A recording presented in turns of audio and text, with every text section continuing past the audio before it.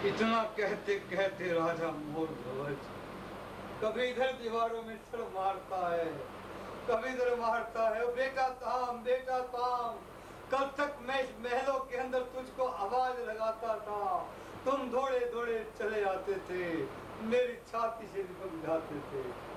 बेटा ताम, आज तेरे पिता का धर्म जा रहा है, तुम कहाँ हो, तुम कहाँ हो? ठीक है, ठीक है बेटा, नहीं आएगा। कल इसी महलों के अंदर हमने अपने हाथों से तुम्हारे शरीर के 2 हिस्से किए थे। ठीक है बेटा, तुम नहीं आओगे, तुम नहीं आओगे। बेटा, बेटा, जोगी निराश होकर जा रहे हैं। बेटा तुम आ जाओ, मेरा धर्म रह जाएगा। बेटा तुम आ जाओ। मोर ध्वज कभी इधर सर मारता है, कभी इधर सर मारता है। उस महलों के अंदर गया जिस महल के अंदर उसके पुत्र का बायां भाग खड़ा हुआ था। देखा वो हिलता हुआ नजर आया। भगवान श्री कृष्ण ने सारी माया को फेर दिया। वो बायां भाग हिलता हुआ नजर आया। ताम खड़ा हो गया, कहने लगा पिताजी, सत्य की रेखा है जे और धर्म की लकीर है। देखते हो तुम किसे, ये तुम्हारे पुत्र की जिंदा तस्वीर है। इतना कहते ही ताम मोर ध्वज की छाती से चिपक गया। चलो बेटा, जोगी नाराज होकर जा रहे हैं। ताम भागा भागा आया, भगवान श्री कृष्ण की गोदी में बैठ गया। आते ही प्रकाश हुआ।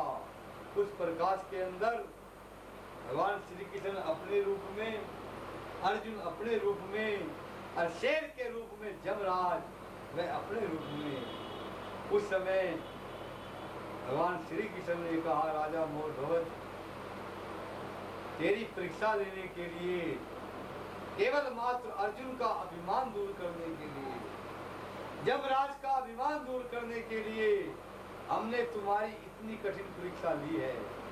वर मांगो, क्या मांगते हो?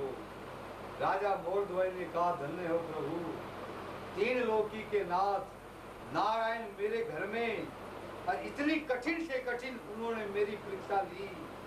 प्रभु अगर आप मुझको कुछ देना चाहते हैं, अपने नाम और दान की शक्ति मुझे दीजिए और आने वाले घोर कलयुग के अंदर इतनी कठिन परीक्षा आप किसी की मत लेना, क्योंकि भक्त लोग इतनी कठिन परीक्षा दे नहीं सकेंगे, कहीं आपके नाम को प्रभु भटका न बने। भगवान श्री कृष्ण ने कहा, तथास्तु। राजा मोर ध्वज, आपको हमने इतना कष्ट दिया, ये आपका पुत्र ताम भरत को मैं आशीर्वाद देता हूँ, रानी को आशीर्वाद देता हूँ, और आपके नगर के अंदर जितनी भी प्रजा है वह सारी सुखी से रहे। इतना कहते ही भगवान श्री कृष्ण, अर्जुन और जमराज ने राजा मोर ध्वज की नगरी से प्रस्थान किया और बड़ा ही सुख के साथ राजा मोर ध्वज ने अपने नगर के अंदर अपने राज्य का संचालन किया। ये इतिहास राजा मोर ध्वज का मैंने अपनी बुद्धि के अनुसार गुरु महाराज बाबा लक्ष्मणपुरी जी महाराज, बाबा जमुना दास जी महाराज, सतजिंदा कल्याणा कलर वाले, बाबा कमलपुरी और कपलपुरी महाराज जी की गौकर्म तीर्थ वाले, उनके आशीर्वाद से मैंने ये इतिहास इस कैसेट के अंदर एक जन्माष्टमी के शुभ अवसर पर धर्म का प्रचार, तो कलयुग के अंदर केवल मात्र आज ये प्रचार है।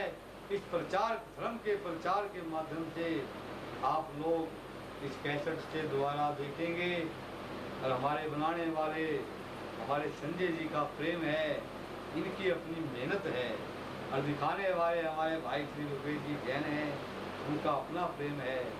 मैं तो अक्सर कहा करता हूँ कि अगर चाहो इस समाज में मिले आपको मान, सबसे मीठा बोलो, सबको दो संचित सम्मान। कोई बड़ा नहीं होता है बड़े नाम के बल पर, और कर्मों से मानव लीला की होती है पहचान। सच कहता हूँ नामुमकिन है धन से धर्म कमाना, अरे सच्चे मन से करो साथियों जब तक सेवा दान। हम ही दूर दूर रहते हैं अपने प्रभु से भाई, हमसे बिल्कुल दूर नहीं है दया सिंधु भगवान।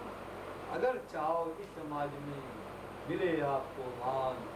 ओम शांति शांति।